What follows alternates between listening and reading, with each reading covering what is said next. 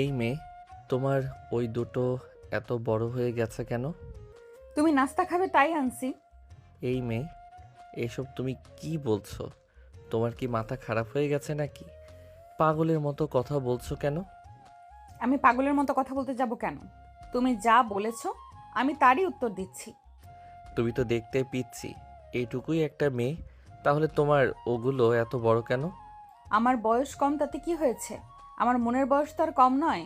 আমি তো জানতাম না আমার ফ্যামিলি আমাকে বিয়ে দিয়ে দিবে, তাই তো আমি আগে থেকেই নিজেকে প্রিপেয়ার করে রেখেছি। এটা মেয়ে নাকি অন্য কিছু? আমি তো সেটাই বুঝতে পারছি না। এইটুকুন পিচ্ছি একটা মেয়ে দেখে মনে হচ্ছে বয়স বেশি হলে 15-16 বছর হবে, আর এর মধ্যেই এত পেকে গেছে। এই কথাটা আয়ন একটু বিড়বিড় করে বলছিল, আর তখনই নদী এটা শুনে ফেলে আর আয়নকে উদ্দেশ্য করে বলতে থাকে। এই যে মিস্টার, হ্যালো, এক্সকিউজ মি, আপনি কি বলছেন যেন বিড়বিড় করে? একটু জোরে বলুন। আমার আবার কানের সমস্যা আছে, বিড়বিড় করে কথা বললে আমি শুনতে পাই না। না, আমি আসলে তোমাকে এটাই বলতে চাইছিলাম যে এগুলোর পিছনে শুধু তোমার হাত আছে নাকি অন্য কারোরও হাত আছে? এই যে মিস্টার, ভদ্রভাবে কথা বলেন। অন্য কারো হাত থাকতে যাবে কেন? শুনুন, আমি একটু ফাজিল হলেও কিন্তু লয়াল আছি। এখনো প্রেম টেম আমার জীবনে আসেনি, আর অন্য কারো স্পর্শ কিভাবে লাগবে? আমি তো আমার জামাইয়ের জন্য আছি। আমার জামাই হবে আমার সব। বিয়ের পর জামাই সব হয়। কিন্তু সেটা আমি বুঝবো কি করে? এইটুকু বয়সে যে পরিমাণ পেকে গেছো তুমি, আমার তো মনে হয় তোমার 10-12টা বয়ফ্রেন্ড আছে। দেখুন, এখন কিন্তু একদম বেশি হয়ে যাচ্ছে। আপনি কিন্তু ধৈর্যের সীমা অতিক্রম করে যাচ্ছেন। আমাকে বেশি রাগাবেন না, তাহলে কিন্তু এর পরিণাম ভালো হবে না। এটা আমি আপনাকে বলে দিচ্ছি। আপনার মাই ডিয়ার পিচ্চি রাগী বউ, তোমাকে রাগানোর ইচ্ছে আমার নেই। তবে তোমাকে দেখে আমার কেন যেন সন্দেহ লাগছে। তুমি কি সত্যি কথা বলছো নাকি কিছু লুকাচ্ছ আমার কাছে? দেখুন, আপনি কিন্তু কোনোভাবেই আমাকে মিথ্যাবাদী প্রমাণ করার চেষ্টা করবেন না। কারণ কোনো মানুষ যদি আমাকে মিথ্যাবাদী প্রমাণ করার চেষ্টা করে, তাহলে আমার মেজাজ প্রচণ্ড পরিমাণ খারাপ হয়ে যায়। আমি এইসব কিছু নিতে পারি না। তাই আমি আপনাকে শেষবারের মতো বলে দিচ্ছি, আমাকে কোনোভাবেই মিথ্যাবাদী প্রমাণ করার চেষ্টা করবেন না। আচ্ছা ঠিক আছে, আমি তোমাকে এসব ব্যাপারে আর কোনো কথাই বলবো না। তো একটা কথা জানার ছিল শুধু, এ দুটোই বড় করেছো নাকি অন্য কিছু বড় হয়েছে? অন্য কিছু মানে? আপনি কি বলতে চাইছেন, একটু ক্লিয়ারলি খুলে বলবেন কি? মানে আমি আপনাকে এটাই বলতে চাইছিলাম, তোমার সঙ্গে আমার বাসর করাটা হবে নাকি? হবে মানে 100 বার হবে। আমার ভাবি তো আমাকে বলেই দিয়েছে বাসরাতেই যেন বিড়ালটাকে মেরে ফেলি। আর আপনি বিড়াল নিয়ে এসেছেন, তো বিড়াল কই? এতক্ষণ যে মানুষটার সঙ্গে কথা বলছিল আর এখন যে মানুষটার সঙ্গে কথা বলছে, দুজনকেই সম্পূর্ণ আলাদা মানুষ বলে মনে হচ্ছে আয়ানের। তাই আয়ান নদীকে বলতে লাগলো। তোমাকে এসব কথা কে বলেছে? তুমি জানো না প্রাণী হত্যা মহাপাপ? দেখুন, আমি খুব ভালোভাবেই জানি কোনটা পাপ কাজ আর কোনটা ভালো কাজ। তবে আমি আপনার কাছে যেটা জানতে চাইছি, আপনি শুধু সেটার উত্তর দিন। আমার কাছে আমি জিজ্ঞাসা করেছিলাম, ভাবি আমাকে বলেছিল আপনি নাকি বিড়াল এনে রাখবেন, আর আমি যেন সেটাকে মেরে ফেলি। নদীর মুখে এমন কথা শুনে দুশ্চিন্তায় পড়ে গেল আয়ান। সে এখন কি করবে কিছুই বুঝতে পারছে না। এখন সে বিড়াল কোথায় পাবে? আর এতক্ষণ ধরে পিচ্ছি মেয়েটা যেভাবে কথা বলছিল, তার কথা শুনে তো মনে হচ্ছিল তার সঙ্গে বাসর করা হয়তো হয়ে যাবে। কিন্তু এখন যে মেয়েটা কথা বলছে তাকে দেখে তো স্পষ্ট এরকমই মনে হচ্ছে তার সাথে বাসর করা তো দূরের কথা, অন্য কিছু করাও পসিবল নয়। তাই আয়ন নদীকে বলতে থাকে।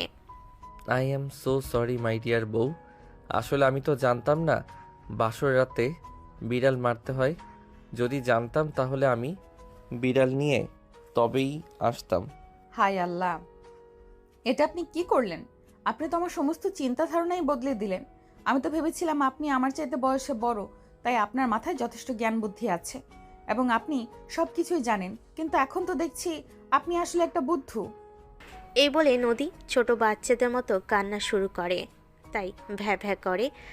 আর আয়ন ভেবেই পায় না এই মেয়েকে কী করে সামলাবে। কারণ বিয়ে করে এসেছে বাসর ঘরে, বিড়াল মারতে চাইছে, আর এখন বিড়াল নেই বলে যেভাবে ভ্যা ভ্যা করে কান্না করছে, আর নিজেকে সামলে নিয়ে নদীকে বলতে থাকে। এই কি হয়েছে তোমার? একটু আগেই তো কি পাকনা পাকনা কথা বললে, তাহলে এখন ছোট বাচ্চাদের মতো কান্না করছো কেন? আমার ভাবি আমাকে বলে দিয়েছে বাসরাতে বিড়াল মারতে হয়, কিন্তু আপনি তো বিড়াল নিয়ে আসেননি। এখন আমি কি করে বিড়াল মারবো? সেজন্যই তো কান্না করছি। ওরে আল্লাহ, তুমি রক্ষা করো আমাকে। এ কোন বুদ্ধ নামের পালাই এনে ফেলে দিয়েছো? যদি শোনো, একটু ধৈর্য ধরো। তুমি আমার কথাটা শোনো। আমি তো আজ বিড়াল পাইনি, তার জন্য তোমার জন্য নিয়ে আসতে পারিনি। তুমি আমাকে একটু সময় দাও, আমি কালকেই তোমাকে বিড়াল এনে দেব। তারপর যা খুশি করো। আজকের দিনটা কি আর কালকের থাকবে? আপনাকে আমি একটা কথা বললাম আর আপনি সেটা শুনলেনই না। আচ্ছা ঠিক আছে, যাই হোক, আমি মেনে নিলাম আপনি কাল আমাকে বিড়াল এনে দেবেন। তবে হ্যাঁ, বিড়ালটা যেন দেখতে অনেক কিউট হয়, কারণ আমি নোংরা জিনিস একদম পছন্দ করি না। আর হ্যাঁ, আমাকে কিন্তু আজ বিড়াল না এনে দিতে পারার জন্য জরিমানা দিতে হবে। ও মা, তাই নাকি? তোমাকে বিড়াল দিতে পারিনি বলে তোমাকে আমার জরিমানা দিতে হবে?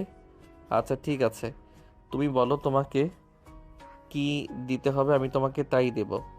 আমার আইসক্রিম খেতে ইচ্ছে করছে, আমাকে এক্ষুনি আইসক্রিম এনে দিতে হবে।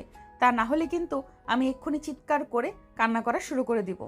তখন কিন্তু আর আমাকে কিছু বলেও থামানো যাবে না। নদীর এমন কথা শুনে আয়ান পড়ে গেল মহা চিন্তায়। তখন সে নদীকে বলতে লাগলো। দেখো লক্ষ্মী বউ আমার, এভাবে কথা বলে না। আজ আমাদের বিয়ে হয়েছে, আজ আমাদের বাসর রাতে, আজ আমাদের বাসর রাত। তাছাড়া এখন রাত অলরেডি 12টা বেশি বাজে। এখন তো কোনো আইসক্রিমের দোকান খোলা নেই। তাহলে আমি তোমাকে কোথা থেকে আইসক্রিম এনে দেব বলো তুমি আমাকে? আমি কোনো কথা শুনছি না, শুনবও না। আমাকে এইসব কথা বলে কোনো লাভ হবে না। আমি যেটা বলেছি সেটাই করতে হবে। তা না হলে আমি যা বলেছি তাই করব। কিন্তু এখন আপনি বলে দিন, আমি কোনটা করব? চিৎকার দেব নাকি আপনি আমাকে আইসক্রিম এনে দিবেন? আচ্ছা ঠিক আছে, আমি তোমাকে আইসক্রিম এনে দেওয়ার ব্যবস্থা করছি, কিন্তু তুমি দয়া করে এভাবে চিৎকার চেঁচামেচি করো না, কারণ তোমার এসব চিৎকার চেঁচামেচি আমার ভালো লাগছে না। এই বলে আয়ান নিজের মাথায় নিজেই থাপ্পড় দিতে দিতে রুম থেকে বের হলো। কারণ মনে কত আশা নিয়ে বিয়ে করেছিল, বউয়ের সঙ্গে সময় কাটাবে, রোমাঞ্চ করবে, কিন্তু ফ্যামিলির মানুষজন জোর করে ধরে বেঁধে এমন একটা পিচ্চি মেয়ের সঙ্গে বিয়ে দিয়ে দিবে, এটা সে কখনো কল্পনাও করতে পারেনি। এই রুম থেকে বের হয়ে সিঁড়ি দিয়ে নিচে নামছে, এমন সময় আয়নার আম্মু তাকে বলতে থাকে। কি রে বাবা, কি হয়েছে? এত রাতে আবার এসে যাচ্ছিস কেন? তোর কি ক্ষুধা পেয়েছে নাকি? আম্মু, তুমি একদম কথা বলো না আমার সঙ্গে। এসব যা কিছু হয়েছে সব তোমার জন্যই হয়েছে। তুমি যদি আজ আমার সঙ্গে এই অন্যায়টা না করতে, তাহলে হয়তো আজ আমার কপালে এরকম কিছু হতো না। কেন রে বাবা, কি হয়েছে? আমাকে বল, বল তো শুনি। তুই এসব কথা কেন বলছিস? জানি নদী মেয়েটা তোর চাইতে বয়সে অনেকটাই ছোট, কিন্তু মেয়েটা যথেষ্ট লক্ষ্মী আছে। তুমি তোমার লক্ষ্মীকে নিয়েই বসে থাকো, আমার সঙ্গে তোমাকে কোনো কথা বলতে হবে না। আমি এখন যাচ্ছি। এই বলে আয়ন তার আম্মুকে আর কোনো কথা বলার সুযোগ না দিয়ে সোজা বাসা থেকে বের হয়ে গেল বাইক নিয়ে। তারপর প্রায় 1 ঘন্টার মতো ঘোরাঘুরি করলো, কিন্তু শহরের কোথাও কোনো দোকান খোলা পেল না। তার মাথার মধ্যে টেনশন। এখন সে কি করবে? বাসে গিয়ে যদি পিচ্চি মেয়েটাকে আইসক্রিম দিতে না পারে, তাহলে তো এই পিচ্চি মেয়ে আবারও চিল্লাপাল্লা করে বাসা মাথায় তুলবে। এখন কি করবে কিছুই বুঝতে পারছে না। এই মুহূর্তে তো আর কি করা উচিত সেটাও তার মাথায় ঢুকছে না। তখনই মাথায় একটা বুদ্ধি আসলো, আর সে তখনই আইসক্রিমের দোকানের শাটারে লিখে রাখার নাম্বার থেকে দোকানদারকে ফোন দিল এবং ইমার্জেন্সিতে দোকানের সামনে আসতে বলল। দোকান থেকে চুরি হয়েছে। আসসালামু আলাইকুম ভাই, আপনি এখনই তাড়াতাড়ি করে একবার আপনার দোকানে আসুন। আপনার দোকান থেকে চুরি হয়েছে। ওয়ালাইকুম আসসালাম। আপনি আমাকে কি শোনালেন? আমার তো মাথাই খারাপ হয়ে গেল। আচ্ছা, আপনি কে বলছেন? দেখুন, এই মুহূর্তে আমি কে বলছি সেটা কিন্তু ইম্পর্টেন্ট নয়। আপনার দোকান থেকে চুরি হয়েছে সেটাই ইম্পর্টেন্ট। তাই আপনি তাড়াতাড়ি করে দোকানে চলে আসুন। আচ্ছা ঠিক আছে, কোনো সমস্যা নেই। আপনি একটু ওয়েট করুন, আমি যত তাড়াতাড়ি সম্ভব দোকানে চলে আসছি। আচ্ছা ঠিক আছে ভাই, আপনি একটু তাড়াতাড়ি আসুন। আমি এখন আপনার দোকানের সামনে দাঁড়িয়ে আছি, তাড়াতাড়ি আসবেন কিন্তু দেরি করবেন না। এই বলে আয়ন ফোনটা কেটে দিল আর অপেক্ষা করতে লাগলো দোকানদারের জন্য। দোকানদার কখন আসবে? দোকানদার আসতে খুব বেশি সময় লাগলো না। 10 মিনিট পরে দোকানদার একটা মোটর সাইকেল নিয়ে দোকানের সামনে এসে দাঁড়ালো। আর তখনই আয়ন তাকে দেখে বলতে লাগলো, আসসালামু আলাইকুম, আপনি কি এই দোকানের দোকানদার? ওয়ালাইকুম আসসালাম। জি আমি আমি আমার দোকানের শাটার তো এখনো বন্ধ আছে। তাহলে চোর ভিতরে ঢুকলো কিভাবে? আর আপনি তাকে কিভাবে রেখেছেন? আমার মনে হয় চোর উপরে চাল দিয়ে টিন কেটে প্রবেশ করেছে। আপনি দোকানের শাটার খুলুন, তাহলেই ভিতরে গিয়ে দেখতে পাবেন। কথাটা শোনা মাত্রই দোকানদার আর এক মুহূর্ত দেরি না করে সঙ্গে সঙ্গে দোকানের শাটার খুলেন। কারণ দোকানদারের মনে ছিল এক অজানা আতঙ্ক, না জানি আজ কত টাকার মাল চুরে নিয়ে গেছে। আর তারপরই তিনি দোকানের ভিতর প্রবেশ করলেন। আর দোকানদারের পিছন পিছন আয়নও দোকানের ভিতর প্রবেশ করে। তারপর আয়ন দোকানদারকে বলতে থাকে, আপনিও খুঁজুন আর আমিও খুঁজে দেখি কোন দিক দিয়ে চোর প্রবেশ করেছিল। হ্যাঁ ভাই, আপনি একদম ঠিক কথা বলেছেন। প্লিজ হেল্প মি, একটু খুঁজে দেখুন ডাকাত কোন দিক দিয়ে ভেতরে প্রবেশ করেছিল। এই বলে আয়ন দোকানদারের সাথে সাথে কোন দিক দিয়ে চোর প্রবেশ করছে সেটা খোঁজার নাটক করতে লাগলো।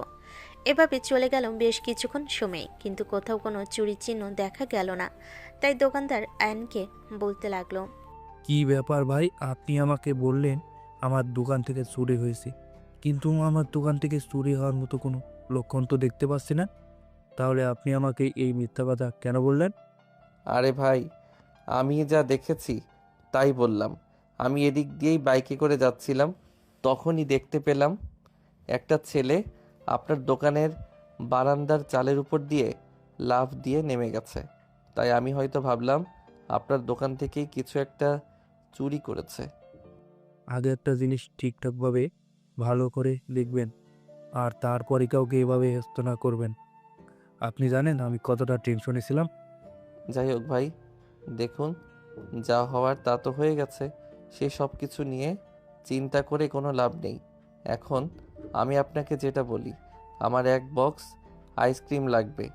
আপনি যখন দোকান খুলেছেন তখন আমাকে এক বক্স আইসক্রিম দিয়ে দিন। মানে কি হিসাবে? আপনি পাগল নাকি মাথা খারাপ? আপনি এত রাতে আমাকে আইসক্রিম নেওয়ার কেন ফোন দিয়ে বাসা থেকে নিয়ে এসেছেন? ভাই প্লিজ, আপনি কিছু মনে করবেন না। আসলে আমার বাসায় একটা পাগলের বসবাস। পাগল কখন কি করে না করে তার কোনো ঠিক নেই।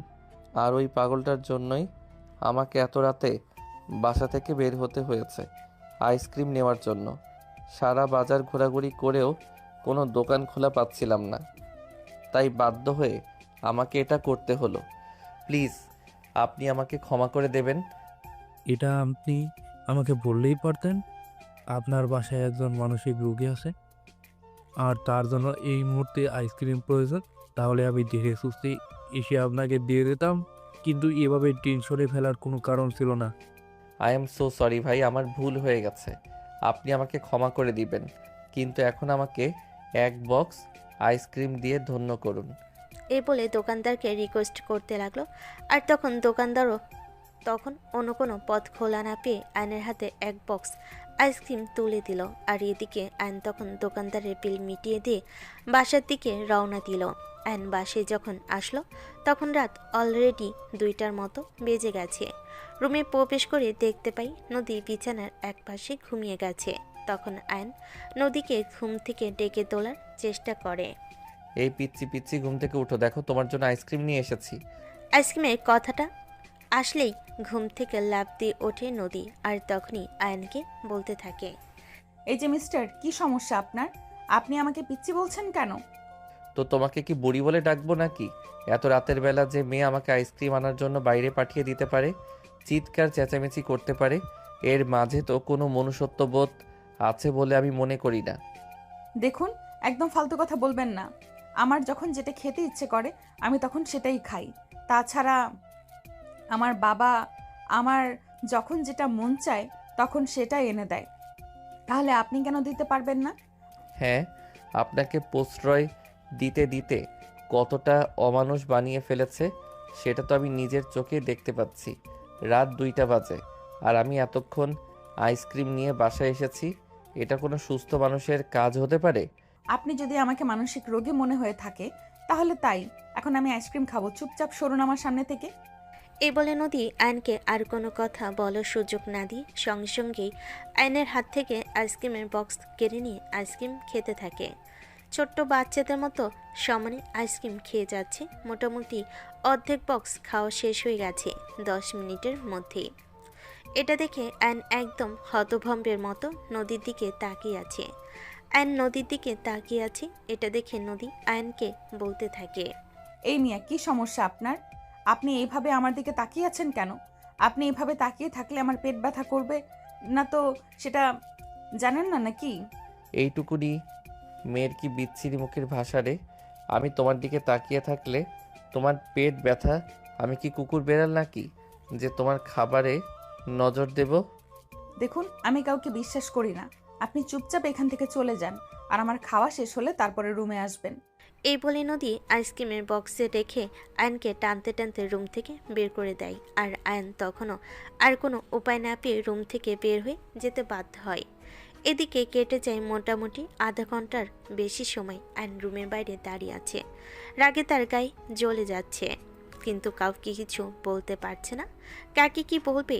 এখানে তো কেউ কিছু করতে পারবে না। এদিকে নদী আইসক্রিম খেয়ে আবারও বিছানায় শুয়ে ঘুমিয়ে পড়ে।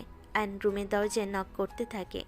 নদী ঘুম থেকে উঠে দরজা খুলে দেয় আর তারপরই আয়নকে ডেকে বলতে থাকে, কি ব্যাপার, কি সমস্যা আপনার? আপনি আবার এত রাতে কোথায় গিয়েছিলেন? এখনো তোমার মতো সাইকো সঙ্গে না এক রুমে থাকা যায় না। তুমি আমাকে একটা বালিশ দাও। আমি ড্রয়িং রুমে সোফায় ঘুমিয়ে পড়েছি। সেটা যখন রুম থেকে বের হয়ে গিয়েছিলেন তখন বললেই পারতেন। তাহলে এখন আর আমাকে ঘুম থেকে ডেকে দিলে আমার ঘুমটা ভাঙতে হতো না, আর আমিও শান্তিমতো ঘুমাতে পারতাম। আমি তো আর এটা গোনা জানতাম না যে কেউ একজন আমাকে রুম থেকে বের করে দিয়ে তারপর দরজা লাগিয়ে দিয়ে নিজের কাজ শেষ করে ঘুমিয়ে পড়বে, আমাকে রুমে আসতে দিবে না। এখন তো জেনেছেন, তাহলে আর দয়া করে আমাকে বিরক্ত করবেন না। আপনার বালিশ নিয়ে তারপর রুম থেকে বেরিয়ে চলে যান। আর এদিকে ঠিক ওই মুহূর্তেই আকাশে হঠাৎ করে বিদ্যুৎ চমকালো। তখনই নদী একটা চিৎকার দিয়ে আয়নের বুকে লুকালো। কথাটা বলা শেষ করার আগেই আরও একবার অনেক জোরে বিদ্যুৎ চমকালো। আর তখনই নদী আবারও চিৎকার দিয়ে আয়নের বুকে লুকিয়ে গেল। আ এই কি সমস্যা তোমার? তুমি এভাবে চিৎকার দিয়ে আমাকে জড়িয়ে ধরেছো কেন? ছাড়ো আমাকে। একদম কথা বলবেন না। ওই যে আপনি দেখতে পাচ্ছেন না আকাশে বিদ্যুৎ চমকাচ্ছে, আমি বিদ্যুৎ চমকালে ভয় পাই। এবার আগের চাইতে আরও অনেক শক্ত করে জড়িয়ে ধরেছে। এটা দেখে আয়ন বলতে লাগলো। এই বলে নদী আয়নকে নিজের শরীরের সমস্ত শক্তি দিয়ে জড়িয়ে ধরে। আয়ন তখন অনেক চেষ্টা করেও নদী থেকে নিজেকে ছাড়াতে পারছিল না। আর তখনই নদী আয়নকে বলতে থাকে, আরে কি বাচ্চামো শুরু করে দিয়েছো? একটু আগেই তো আমাকে রুম থেকে বের করে দিয়ে ঘুমিয়ে পড়েছিলে। এখন বিদ্যুৎ চমকানো শব্দ শুনে এমন করছো কেন? তখন তো আর আকাশে বিদ্যুৎ চমকাচ্ছিল না, আমার কোনো ভয়ও লাগছিল না। কিন্তু এখন তো বিদ্যুৎ চমকাচ্ছে, তাই খুব ভয় লাগছে। আপনি রুম থেকে যাবেন না মনে হয়। ঝড় আসবে, ঝড় আসলে আমি খুব ভয় পাই। বললেই হলো। একটু আগেই তো আমাকে আমার সব কিছু দিয়ে রুম থেকে বের করে দিলে, এখন আবার ফেরত দেখাচ্ছ কেন? তুমি ভয় পাচ্ছ বলে এসব কথা বলে কোনো লাভ হবে না। প্লিজ, আপনি আমাকে ফেলে যাবেন না। আমি কিন্তু প্রচণ্ড ভয় পাই, আর ভয় পেয়ে যদি কিছু একটা হয়ে যায় তাহলে কিন্তু আপনার খবর আছে। এই শোনা, তুমি কোথাও যাবে না, আর তোমাকে কোথাও যেতে হবে না, তোমাকে এখানেই থাকতে হবে। মানে কি এসবের? তুমি আমাকে নিজের হাতের পুতুল পেয়েছো নাকি? তোমার যখন যেভাবে ইচ্ছে করবে তখন তুমি আমাকে সেভাবেই নাচাবে। দেখো, একদম বেশি কথা বলবে না। বেশি কথা বলা কিন্তু আমি একদম পছন্দ করি না, আমার একদম পছন্দ নয়। তোমাকে যেটা বলেছি তুমি সেটাই করবে। আমি বিদ্যুৎ চমকালে প্রচণ্ড ভয় পাই, তাই তোমাকে এখন এখানেই থাকতে হবে। তুমি একবার আমাকে রুমে থাকতে দিবে আর একবার রুম থেকে বের করে দিবে। তুমি আমাকে পেয়েছোটা কি? আমি আবার তোমাকে কি পেতে যাব? তুমি কি ভুলে গেছো তুমি আমার জামাই লাগো? দেখো, ফাইজলামোর একটা সীমা আছে। তুমি কিন্তু ফাইজলামো সীমা একদম অতিক্রম করে ফেলছো। এটার ফল কিন্তু ভালো হবে না, আমি তোমায় বলে দিচ্ছি। উফ, এত কথা বলো না তো, আমাকে ঘুমাতে দাও, চলো বিছানায়। এই বলে নদী আয়নকে টানতে টানতে বিছানায় নিয়ে চলে আসে, আর তারপর সে আয়নকে জড়িয়ে ধরে ঘুমিয়ে পড়ে। এদিকে আয়নের কোনোভাবেই ঘুম আসছিল না, কারণ সে মনে কত আশা নিয়ে বিয়ে করেছিল। বিয়ের পর বাসর করবে, বউয়ের সঙ্গে সময় কাটাবে, কিন্তু তা তো এসবে কিছুই হয়ে উঠল না। তার ভিতরে যেন উত্তপ্ত আগুন, কাছে শুকনো কিছু পেলেই একদম পুড়িয়ে ছারখার করে দেবে। এদিকে নদীও তাকে এমনভাবে জড়িয়ে ধরে রেখেছিল যেন সে নদীর দিকে চাইলেও একটু নিজেকে দূরে সরাতে পারছিল না। এভাবেই দেখতে দেখতে প্রায় শেষ রাতের দিকে আয়নের চোখ লেগে আসে, আর সেও ঘুমিয়ে পড়ে। সকালবেলা ঘুম ভাঙ্গে আবারও নদীর কান্নায়। আয়ন চোখ মেলে তাকিয়ে দেখে নদী বিছানায় বসে বসে কান্না করছে। এটা দেখে আয়ন নদীকে জিজ্ঞাসা করতে থাকে, এই মেয়ে, তোমার আবার কি হলো? এই সাত সকালবেলা ঘুম থেকে উঠতে না উঠতেই কান্না করছো কেন? তাহলে আমি কান্না করব না তো কি করব? আমার ভাবি আমাকে বলে দিয়েছিল বাসরাতে বিড়াল মারতে হয়, কিন্তু আমি তো বিড়াল পেলাম না। আপনি ভালো না, আপনি আসলেই একটা পচা লোক, আপনি আমাকে বিড়াল এনে দিলেন না। ও পারলে তুমি আমাকে উদ্ধার করো এই মেয়ের পালা থেকে। আমি তো বলেছি তোমাকে বিকেলে বিড়াল এনে দিব। এখন তাহলে কান্না করছো কেন? এখন তো বড় হলো মাত্র। সত্যি আপনি আজ আমাকে বিড়াল এনে দিবেন তো? হ্যাঁ বাবা, সত্যি বলছি, আমি তোমাকে বিড়াল এনে দেবো। এখন আর কোনো কথা বলো না, আমাকে একটু শান্তি মতো ঘুমাতে দাও। এমনিতেই সারা রাত অনেক জ্বালিয়েছ, এখন আমাকে ঘুমাতে হবে। আর এখন যদি আমি না ঘুমাতে পারি তাহলে আমি অসুস্থ হয়ে যাব। না জামাই, আপনি অসুস্থ হলে চলবে না। আচ্ছা ঠিক আছে, আপনি ঘুমান, আমি কোনো কান্নাকাটি করব না, আর আপনাকে একটুও বিরক্ত করব না। এবার তো আপনার শান্তি। আল্লাহর দোহাই তোমার, আগামী 2-3 ঘন্টার ভিতরে আর রুমের ভিতরে কোনো গন্ডগোল করো না, আমাকে একটু শান্তি মতো ঘুমাতে দাও।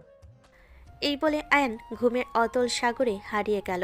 আর এদিকে নদী ঘুম থেকে উঠে ফ্রেশ হয়ে খাবার টেবিলে গিয়ে চিল্লাতে লাগলো, আমার ক্ষুধা পেয়েছে, খাবার কোথায়?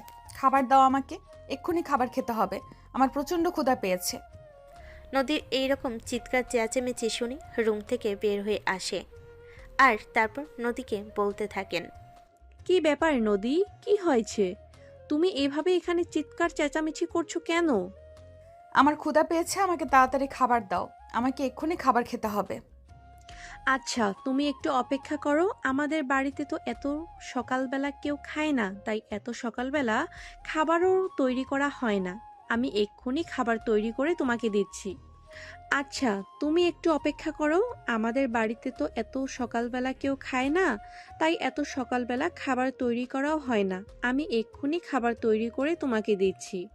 আরে বাবা, বুঝলাম না, আপনাদের বাড়িতে একজন মানুষ আছে, তার সকালবেলা খিদে লাগতে পারে, তার জন্য কিছু খাবার তৈরি করে রাখবেন না আপনারা? আসলে আমরা তো জানি না তুমি এত সকাল সকাল খাবার খাও। যদি জানতাম তাহলে সকালে তোমার জন্য খাবার তৈরি করে রাখতাম। ব্যাপার না, তুমি 10 মিনিট বসো, আমি খাবার নিয়ে আসছি।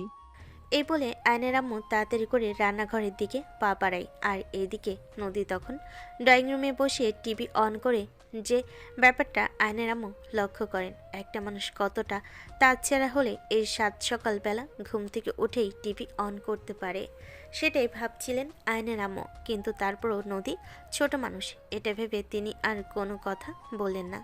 তিনি নদীর জন্য নাস্তা বানাতে লাগলেন। প্রায় 20 মিনিট পর নাস্তা বানানো শেষ হলে তিনি সেটা নিয়ে ড্রয়িং রুমে চলে আসেন, আর তারপর নদীর হাতে তুলে দিয়ে বলতে থাকেন, এই নাও তোমার সকালের নাস্তা। আরেকটা কথা বলি, প্লিজ কিছু মনে করো না, আমাদের বাড়িতে না সকালবেলা কেউ টিভি দেখে না, টিভিটা একটু বন্ধ করে দাও। আমি এটা পারবো না। আমি প্রতিদিন আমাদের বাড়িতে টিভি দেখতে দেখতে খাবার খাই, আর এটা আমার অভ্যাসে পরিণত হয়ে গেছে। এখন আপনারা চাইলেও তো আর আপনাদের জন্য আমি আমার নিজের অভ্যাস পরিবর্তন করতে পারবো না। এটা শোনার পর আয়নের আম্মু আর কোনো কথা বললেন না। মনে মনে ভাবলেন, ছোট মানুষ, আস্তে আস্তে সব কিছু ঠিক হয়ে যাবে। এই কথা চিন্তা করতে করতে তিনি সেখান থেকে চলে গেলেন। নদী খাবার খেয়ে খাবারের প্লেট ড্রয়িং রুমের সোফার উপর রেখে নিজের রুমে চলে গেল। আয়ন ঘুম থেকে উঠে সকাল 11টায় তারপর নাস্তার টেবিলে এসে দেখে তার আম্মু তার জন্য নাস্তা রেডি করে নিয়ে বসে আছে। আয়নের আম্মু তখন আয়নকে দেখা মাত্রই বলতে লাগলো, বাবা, জীবনে খুব বেশি ভুল করে ফেললাম নাকি কিছুই বুঝতে পারছি না। সেটা আমাকে কেন বলছো? কত বড় ভুল করেছো সেটা নিজেরাই চিন্তা করে দেখো। তোমরা তো আমার জীবনটাকে একদম নরক বানিয়ে ছেড়ে দিলে। শোন, কপালে যা আছে তা তো হবেই, তা তো আমরা কেউ খণ্ডাতে পারবো না। তবে আল্লাহর উপর ভরসা রাখ, নিশ্চয়ই আল্লাহ যা কিছু করেন ভালোর জন্যই করেন। তোমরা যে আমার জন্য কতটা ভালো করেছো সেটা এখন আমি হাড়ে হাড়ে টের পাচ্ছি। তোমরা আমার জীবনটাকে একদম তেজপাতা বানিয়ে ছেড়ে দিয়েছো, আর এখন বলছো আল্লাহ যা করেন ভালোর জন্যই করেন। আমরা তো ভেবেছিলাম যা হবে ভালোই হবে, কিন্তু এরকম কিছু হবে সেটা তো আমরা কখনো কল্পনাও করি নাই। যাই হোক, আল্লাহর উপর ভরসা, দেখা যাক কি হয়। হ্যাঁ, এখন তো এটা করা ছাড়া আর কোনো উপায় নেই। যাই হোক, আমি আজকের দিন বাসায় আছি, কাল থেকে আমার অফিস আছে, কাল থেকে আমাকে অফিসে যেতে হবে। এই বলে আয়ন নাস্তা শেষ করে ডাইনিং টেবিল থেকে উঠে চলে গেল।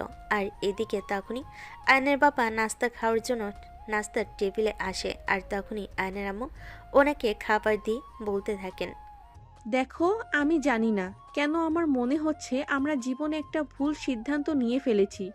আমাদের ছেলের সঙ্গে আমরা খুব বড় একটা অন্যায় করে ফেলেছি। মানে এসব কি বলছো তুমি? তোমার কি মাথা খারাপ হয়ে গেছে নাকি? আমরা আমাদের ছেলের জন্য খারাপ কিছু কেন করব? আমরা তার মা বাবা, আমরা তো সব সময় তার ভালো কিছুই চাই। হ্যাঁ, সেটাই তো। আমি খুব ভালো করেই জানি আমাদের সন্তান, আমরা কেন আমাদের সন্তানের খারাপ চাইবো। কিন্তু এখন আমার মনে হচ্ছে আমরা এই সিদ্ধান্তটা নিয়ে অনেক বড় ভুল করে ফেলেছি। আমি তোমার কথা ঠিক বুঝতে পারছি না। তুমি কোন বিষয়টাকে মিন করে বলছো? যদি একটু ক্লিয়ারলি খুলে বলতে তাহলে আমার বুঝতে সুবিধা হতো। আয়ানের বিয়ের ব্যাপারে সিদ্ধান্ত নেওয়াটা আমাদের একদম উচিত হয়নি। মেয়েটা একদম বাচ্চা। মেয়েটা এখনও অনেক ছোট্ট, সেটা দেখে তারপরেই তো আমরা আমাদের ছেলের সঙ্গে তার বিয়ের দেওয়ার সিদ্ধান্ত নিয়েছি। তুমি তো জানোই ঘটনা কি হয়েছিল। হ্যাঁ, আমি তো সেটাই জানি, কিন্তু তারপরও আমার মনে হচ্ছে এটা করা একদম উচিত হয়নি। আমাদের ছেলের জীবনটা বুঝি নষ্ট হয়ে গেল। দেখো, তুমি একদম উল্টাপাল্টা কথা বলবে না। আমাদের ছেলের জীবনটা আমরা কেন নষ্ট করতে যাব? যা করেছি ছেলের ভালোর জন্যই করেছি, এবং আশা করছি যা হবে সব আমাদের ছেলের ভালো হবে। ভিউয়ার্স, বুঝতে পারছেন না তো আসলে মূল ঘটনা কি হয়েছিল? চলুন আপনাদেরকে ঘটনাটা খুলে বলি। আজ থেকে এক সপ্তাহ আগের ঘটনা। আয়নের বাবা অফিস শেষ করে বাসায় ফিরবেন, আর তখনই মোবাইলে একটা কল আসে। আর তিনি ফোনটা রিসিভ করেন। তখনই অপর প্রান্ত থেকে শুনতে পেলেন, আসসালামু আলাইকুম। এই ফোনটি যার, আপনি তাকে চিনেন? ওয়ালাইকুম আসসালাম। জি, উনি আমার বন্ধু হন। কেন, কি হয়েছে? আর আপনি কে বলছেন? আমাকে আপনি চিনবেন না, আমি ঢাকা মেডিকেল থেকে বলছি। ওনার একটা অ্যাক্সিডেন্ট হয়েছে, আমি ওনাকে নিয়ে হসপিটালে এসেছি। আপনারা যত দ্রুত সম্ভব হসপিটালে যোগাযোগ করুন। আমি ওনার ফ্যামিলির কারো নাম্বার ওনার ফোনে খুঁজে পাচ্ছিলাম না, তাই আপনাকে ফোন করা। আচ্ছা, ঠিক আছে, কোনো সমস্যা নেই। আপনি একদম ঠিক কাজ করেছেন এবং তার জন্য আপনাকে ধন্যবাদ। আমি একটু অপেক্ষা করুন, আমি কিছুক্ষণের মধ্যেই ঢাকা মেডিকেল পৌঁছাচ্ছি। এই বলে আয়নের বাবা ফোনটা কেটে দিয়ে তখনই গাড়ি বের করলেন এবং সঙ্গে সঙ্গে ঢাকা মেডিকেলের উদ্দেশ্যে রওনা দিলেন। সেখানে পৌঁছাতেই দেখতে পেলেন ওনার বন্ধুর অবস্থা খুবই ক্রিটিক্যাল, বাঁচবে কিনা সন্দেহ। তাই আয়নের বাবা আর এক মুহূর্ত দেরি না করে ডাক্তারের সঙ্গে কথা বলার জন্য চলে গেলেন। ডাক্তারের চেম্বারে বসে আছেন মনক্ষুণ্ণ হয়ে। দেখুন চৌধুরী সাহেব, আমরা কিন্তু কোনো চিন্তা করছি না। আমি খুব ভালো করে জানি উনি আপনার বন্ধু হন এবং ওনার আর্থিক অবস্থা যথেষ্ট ভালো। আমরা আমাদের সর্বোচ্চ চেষ্টা চালিয়ে যাচ্ছি ওনাকে সুস্থ করে তোলার জন্য, কিন্তু আমরা জানি না আদৌ পারবো কি না, কারণ ওনার অবস্থা যতটা ক্রিটিক্যাল, বেঁচে না থাকার সম্ভাবনাই সবচাইতে বেশি। দেখুন, ডক্টর যদি প্রয়োজন হয় দেশের বাইরে নিয়ে গিয়ে উন্নত চিকিৎসা করাবো, কিন্তু আমার বন্ধুকে এভাবে চলে যেতে দিতে পারি না। আপনি আপনাদের বেস্ট ট্রাই করুন। দেখুন চৌধুরী সাহেব, আপনাকে সেটা বলতে হবে না। আমরা ডাক্তার, আমরা রোগীদের জীবন বাঁচাই, আর তাদের জীবন বাঁচানো আমাদের কর্তব্য। আমাদের কাছে রোগীর টাকা পয়সা, অর্থ সম্পদ বা অন্য কিছু ইম্পর্ট্যান্ট নয়। আমাদের কাছে সবচেয়ে বেশি ইম্পর্ট্যান্ট হলো সে একজন মানুষ এবং তাকে বাঁচাতে হবে। At any cost, at any how, যেভাবেই হোক আমার বন্ধুকে আমাদের বাঁচাতে হবে। আমি আপনাদের কাছে আর কোনো কথা শুনতে চাই না। যত টাকা লাগে আমি দেব। আপনি কেন বুঝতে পারছেন না? টাকা পয়সা এখানে ম্যাটার করছে না। ওনার শারীরিক অবস্থা খুবই খারাপ। আল্লাহর উপর আমরা কেউ কোনো সিদ্ধান্ত নিতে পারি না। আল্লাহ যদি চান তো উনি ফিরে আসতে পারেন, যদি কোনো মিরাক্কেল হয় তো। নয়তো ওনাকে বাঁচানো আমাদের পক্ষে কোনোভাবেই পসিবল নয়। এ বলে ডাক্তার সেখান থেকে চলে গেল। আর আয়ানের বাবা মন খারাপ করে বসে রইলেন। কি করবেন কিছুই ভেবে পাচ্ছেন না। দীর্ঘদিনের বন্ধুত্ব তাদের, এভাবে হুট করে এরকম একটা অ্যাক্সিডেন্ট হবে তিনি সেটা কল্পনাও করেননি। আর তখনই তিনি নিজের মোবাইলটা বের করে তার ড্রাইভারকে ফোন দিয়ে বলেন বন্ধুর বাসায় যেতে, আর তার একটা মেয়ে আছে, তার কি অবস্থা সেটা জানতে, তার বাবার অ্যাক্সিডেন্ট হয়েছে সেই খবরটা তাকে জানাতে। ড্রাইভার তখন আর এক মুহূর্ত দেরি না করে আয়ানের বাবার বন্ধুর বাসায় চলে গেল। দুবার কলিং বেল চাপ দিতেই একটা মেয়ে এসে দরজা খুলে দিল। বয়স 15 কি 16 এমন হবে। কি চাই? কে আপনি? আমাকে তুমি চিনবে না। তুমি কি রাজ্জাক সাহেবের মেয়ে? হ্যাঁ, কিন্তু আপনি কে? আর আমার বাবার পরিচয় জানেন কি করে? আপনাকে দেখে তো ড্রাইভার মনে হচ্ছে। আপনি কোনো অসৎ উদ্দেশ্য নিয়ে এখানে আসেননি তো? কোনো দাড়ি কমা ফুল স্টপ না রেখে এক নিঃশ্বাসে কথা বলে নদী। আর তখনই ড্রাইভার বলতে থাকে, তুমি আমাকে ভুল বুঝতেছো, যে এরকম কোনো কিছুই না। আসলে তোমার বাবার অ্যাক্সিডেন্ট হয়েছে, হসপিটালে নেওয়া হয়েছে। তোমাদের বাড়ির নাম্বার ব্যস্ত। একবার যোগাযোগ করার চেষ্টা করা হয়েছে, কিন্তু টেলিফোন নাম্বার বরাবরের মতোই বন্ধ করছিল। তাই আমাকে এখানে আসতে বাধ্য হতে হয়েছে। তোমার আম্মু কোথায়? তোমার আম্মুকে ডেকে দাও। এক্সকিউজ মি, আমার মনে হয় আপনি আমাদের ফ্যামিলি সম্পর্কে কোনো কিছুই জানেন না। আমার আম্মু তো অনেক আগেই মারা গেছে। তাহলে কি তুমি বাড়িতে একা একাই থাকো? না, সেরকমটা হবে কেন? আমি কেন বাড়িতে একা একা থাকবো? আমার বাবা আমাকে দেখাশোনা করার জন্য বাড়িতে 4 জন কাজের লোক রেখেছে। তারা সব সময় আমার সাথে থাকে, আমার দেখাশোনা করে। আচ্ছা ঠিক আছে, তুমি তাদের মধ্যে থেকে কোনো একজনকে ডেকে দাও, আমি তার সঙ্গে কথা বলবো। এটা বলার কারণ নদীর বাবা অ্যাক্সিডেন্ট করেছে। এটা শোনার পরও নদীর মধ্যে সেরকম কোনো পরিবর্তন বোঝা গেল না। তাই ড্রাইভার বাড়ি কে আছে তার সঙ্গে কথা বলতে চাইল। অন্যদিকে কিছুক্ষণ পর একটা মাঝবয়সী মহিলাকে নিয়ে এসে ড্রাইভারের সামনে দাঁড়ালো। আর তারপর বলতে লাগলো, ইনি আমাকে দেখাশোনা করেন। আপনার যা বলার ওনাকে বলতে পারেন। দেখুন, রাজ্জাক সাহেবের অ্যাক্সিডেন্ট হয়েছে। উনি খুবই গুরুতরভাবে আহত হয়েছেন, হসপিটালে ভর্তি আছেন। ডাক্তার বলছে বাঁচবে কি বাঁচবে না তার কোনো গ্যারান্টি নেই। তাই আপনাদেরকে খবরটা দিতে এলাম। কথাটা শোনা মাত্রই কাজের মহিলার মাথায় যেন আকাশ ভেঙে পড়ল। আর তিনি বলতে লাগলেন, এসব আপনি কি কইতাছেন? আমাগো সাহেব বড্ড ভালো মানুষ আছিল। এমন কিছু একটা হইয়া যাইব আমাগো সাহেবের সাথে, এইটা তো কোনোদিন কল্পনাও করতে পারি না। আমাদের জীবনে এমন অনেক কিছুই হয়ে যায় যেটা আমরা কল্পনা করতে পারি না। তবে এটাই সত্যি যে রাজ্জাক সাহেব অ্যাক্সিডেন্ট করেছেন। ওনার অবস্থা খুবই শোচনীয়। আচ্ছা ঠিক আছে, কোনো সমস্যা নাই। আপনি আমারে ওই হানে নিয়ে চলেন, আমি একবার গিয়ে দেখি আমাগো সাহেবের কি অবস্থা। আমাগো সাহেবের যদি কিছু হইয়া যায় ওনার মাইয়াডারে কে দেখব, ওইটা তো ভাইবা পাইতাছি না। দেখুন, এত কথা বলার সময় আমার নেই। আপনার যদি যাওয়ার ইচ্ছে থাকে তাহলে আপনি যেতে পারেন, নয়তো আমাকে যাওয়ার অনুমতি দেন, কারণ আমার অনেক কাজ পড়ে আছে। আমাকে এখানে বসে থাকলে চলবে না। না, আমারে এই আমনের লগেই লইয়া যান। আপা আপনি যাবেন না আপনার বাপেরে দেখতে? নদীর মধ্যে সেরকম কোনো রিয়াকশন বোঝা গেল না। সে কোনো কথার উত্তর দিল না। তখন কাজের মেয়েটা কোনো কথা না বলে ড্রাইভারের সঙ্গে বের হয়ে গেল। সোজা হসপিটালে চলে আসলো। আর তারপরই দেখতে পেল আয়নের বাবা রিসিপশনের এক পাশে বসে আছেন। ড্রাইভার কাজের মেয়েটাকে নিয়ে আয়নের বাবার কাছে চলে গেল। আর তারপর বলতে লাগলো, স্যার, উনি আপনার বন্ধুর বাড়ির কাছের মেয়ে। আপনার বন্ধুর মেয়েকে পেয়েছিলাম, কিন্তু সে কোনো কথাই বলেনি তার বাবার কাছে। তার ব্যাপারে বলার পর তার সেরকম কোনো অনুভূতি বোঝা যায়নি, তাই আমি কোনো কিছু না বলেই চলে এসেছি। কি বলো তুমি?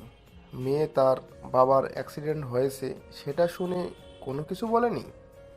সাহেব আসলে ওইটাছে কি, ছোট আপার মাথায় সমস্যা আছে। খুব বড় কিছু হইয়া গেলেও উনি কিছু বুঝতে পারেন না। ও আচ্ছা, ঠিক আছে, বুঝতে পেরেছি। তা তুমি কেন এখানে এসেছো? তোমার তো এখানে কোনো কাজ নেই। আসলে সাহেব ব্যাপারটা হইতাছে, যখন আমি শুনলাম আমাগো সাহেব অ্যাক্সিডেন্ট হয়েছে, তখন আমি আর নিজেরে সামলাইয়া রাখতে পারলাম না, তাই আপনাগো ড্রাইভারের লগে চলে আইলাম। তা আমাগো সাহেবের অবস্থা কি এখন? উনি কি আগের চাইতে ভালো আছেন? সেরকম কিছু তো বলতে পারছি না, তবে ডাক্তার বলেছে অসুস্থ একটু খারাপ। আল্লাহর কাছে দোয়া করব, আল্লাহ আল্লাহ করো যেন আল্লাহ সব কিছু ঠিক করে দেন। এইটা আপনি কি কইতাছেন সাহেব? আমি তো সব সময় চাই আমাগো সাহেবের ভালো থাকুক। আমাগো সাহেবের বাসায় আমি কত বছর ধরে কাজ করি, সাহেব কোনো দিন মুখ কালা কইরা কোনো কথা কয় নাই। আমি তো সব সময় চাই আমাগো সাহেবের আল্লাহ 1000 বছর আয়ু দান করুক।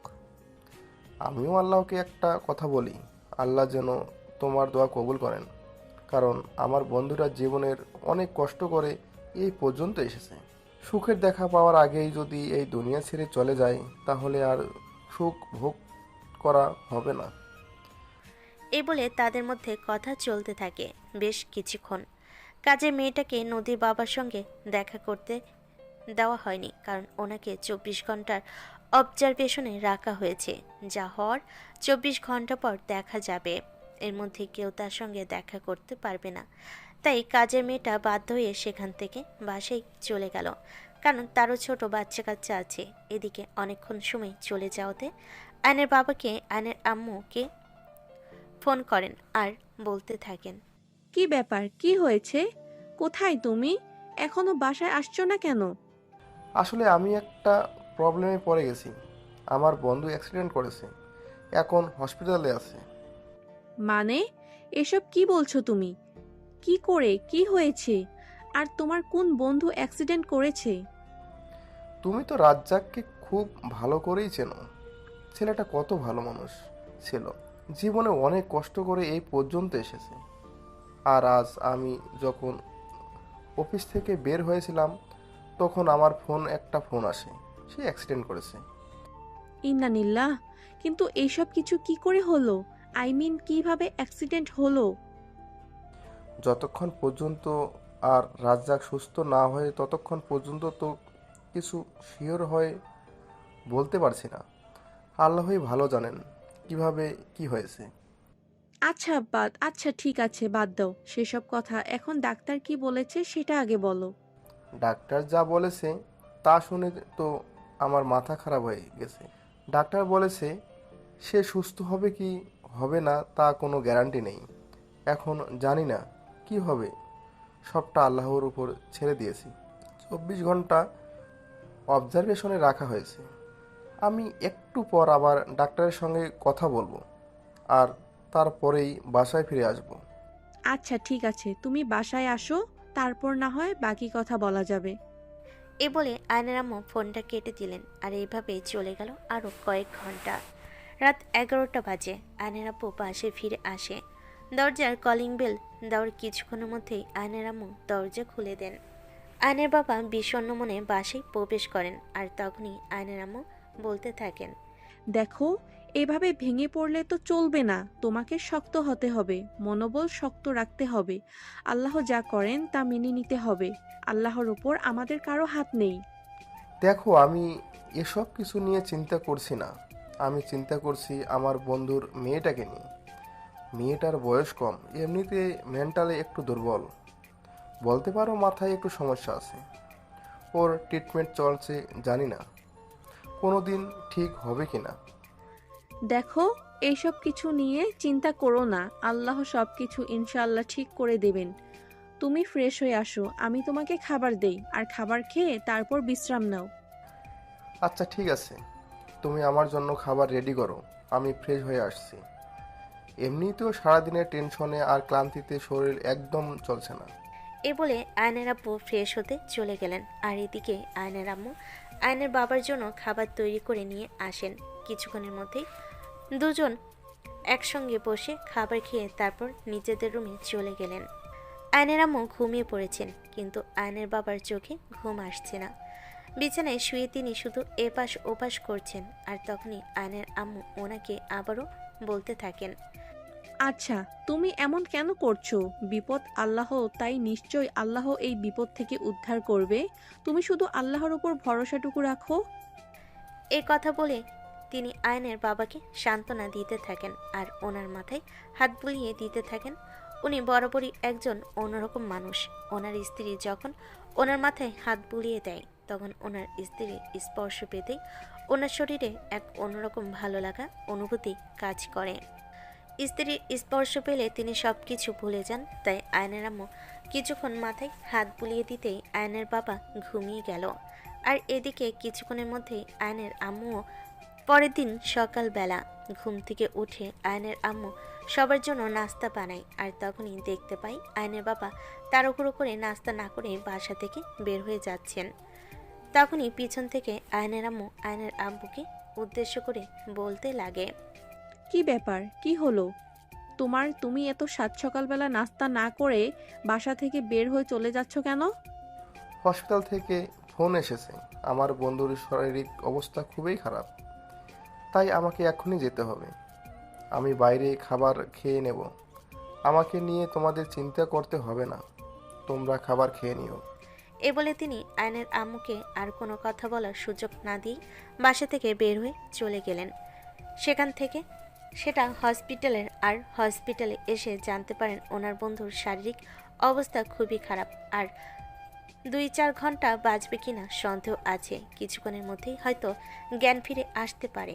তাই তিনি সেখান থেকে সোজা ডক্টরের সঙ্গে কথা বলতে চান। আগে কি ব্যাপার ডাক্তার, আমার বন্ধুর এখন কি অবস্থা? ওর শরীর এখন কেমন আছে? দেখুন, আপনাকে তো ইতিমধ্যে সবই বলা হয়েছে। সব কিছুই আমাদের সাধ্যের বাইরে চলে গেছে। আপনি যদি ওকে পৃথিবীর সর্বশ্রেষ্ঠ ডাক্তার দিয়ে ট্রিটমেন্ট করেন, তাতেও কোনো লাভ হবে না, কারণ তার আয়ু ফুরিয়ে গেছে। তাই উই আর সো সরি। আমি আপনার কথা বুঝতে পারছি ডাক্তার, কিন্তু আমি কি করব? আমি নিজেই সেটা ভেবে পারছি না। ও আমার এতদিনের বন্ধু, ওকে এভাবে হারিয়ে ফেলবো এটা কোনো দিন কল্পনাতেও ভাবিনি। বুঝতে পারছি আপনার মনের অবস্থাটা, কিন্তু প্রকৃতির বিরুদ্ধে গিয়ে তো কিছুই করার নেই। আল্লাহ পাক রাব্বুল আলামিন আমাদের জন্য যেটা ঠিক করে রেখেছেন সেটা তো হবেই। আমরা তো আর তার বিরুদ্ধে যেতে পারবো না। এই বলে ডক্টর সাহেব আয়নের বাবাকে নিয়ে নদীর বাবার কেবিনে চলে গেল। তারা অপেক্ষা করতে লাগলো কখন নদীর বাবার জ্ঞান ফিরে আসবে। প্রায় ঘন্টা খানেক পর নদীর বাবার জ্ঞান ফিরে আসে। আর তখনই আয়নের বাবা নদীর বাবার পাশে বসে বলতে থাকে, দোস্ত প্লিজ, তুই কোনো চিন্তা করিস না, আমি আছি তোর পাশে, সারা জীবন তোর পাশে থাকবো। আমি আমার সবটা দিয়ে চেষ্টা করছি। আরে কোনো লাভ হবে না রে ভাই, আমি জানি আমি আর বাঁচবো না। তবে তোর কাছে আমি একটা রিকোয়েস্ট করে যেতে চাই, তুই কি আমার অনুরোধ রাখবি? দোস্ত তুই এভাবে কেন বলছিস? তুই আমার সেই ছোট্টবেলার বন্ধু, তুই আমাকে কোনো কথা বলবি আর আমি সেটা রাখবো না? এমনটা তো কখনোই হতে পারে না। তুই শুধু আমাকে বল কি করতে হবে, আমি তোর জন্য সব কিছু করতে প্রস্তুত। এমনকি আমি তোর জন্য নিজের জীবনটাও দিতে 2 বার চিন্তা করব না। সেরকম কোনো কিছু এখন আর চেয়ে লাভ নেই, কারণ সেরকম কোনো কিছু দিয়ে এখন আর আমার কোনো কাজ হবে না। তবে তোকে ছোট্ট একটা কথা বলি, আমার মেয়েটাকে প্লিজ তুই একটু দেখে রাখিস। তুই তো জানিস আমার মেয়েটার এই পৃথিবীতে আমি ছাড়া আর কেউ নেই।